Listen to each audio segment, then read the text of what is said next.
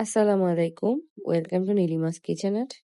আজকে আমি রান্না করে দেখাবো রুই মাছ দিয়ে বেগুন আলু, মিষ্টি কুমড়া পাতা। আর এর জন্য প্রথমে আমি 4 পিস রুই মাছ নিয়ে নিয়েছি। এরপর লবণ, হলুদ, মরিচ গুঁড়া, সামান্য একটু আদা রসুন দিয়ে 10 মিনিট মেরিনেট করে রেখেছি। গরম তেলের মধ্যে কড়া করে মাছগুলো ভেজে নেব। মাছগুলো যখন ভাজা হয়ে যাবে, আমি ওখান থেকে খানিকটা তেল আরেকটি কড়াইয়ের মধ্যে নিয়ে নিচ্ছি। এই তেল দিয়ে রান্না করব।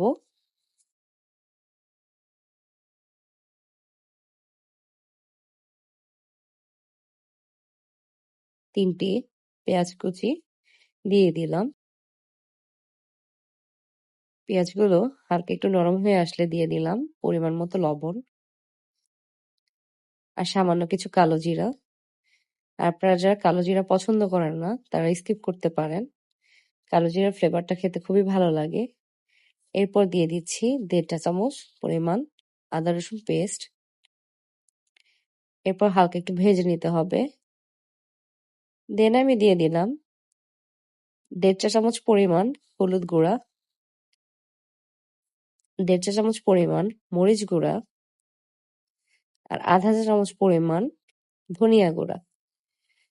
আর যেকোনো সবুজ শাক রান্না করতে গেলে হলুদটা একটু বেশি দিতে হয়, এতে করে শাকের সাথে কালারটা ব্যালেন্স হয়। তাছাড়া ফেড হয়ে যাবে শাকের কালারগুলো। এরপর হালকা একটু ভেজে নিয়ে দিয়ে দিলাম 1/2 চা চামচ পরিমাণ ভাজা জিরা গুঁড়া। এরপর সামান্য একটু পানি অ্যাড করতে হবে, এতে করে মশলাগুলো ভালোভাবে কষানো যাবে। এখন দিয়ে দিচ্ছি আলু আর বেগুনগুলো। আলু বেগুনটা দিয়ে একটু নেড়েচেড়ে কষিয়ে নিতে হবে অল্প একটু পানি দিয়ে। এরপর দিয়ে দিয়েছি কাঁচা মরিচ। শাকটা আমরা একটু পরে দিব, আগে দিলে শাকের কালারটা নষ্ট হয়ে যাবে। এরপর 5 মিনিটের জন্য আমি ঢেকে দিয়েছি। এখন আমি এড করে নিলাম শাকগুলো। আর শাকগুলো দিয়ে বেশ কিছুক্ষণ নাড়াচাড়া করে শাকেতে অটোমেটিক পানি চলে আসবে। এরপর ঝোল বুঝে পানি দিয়ে দিচ্ছি।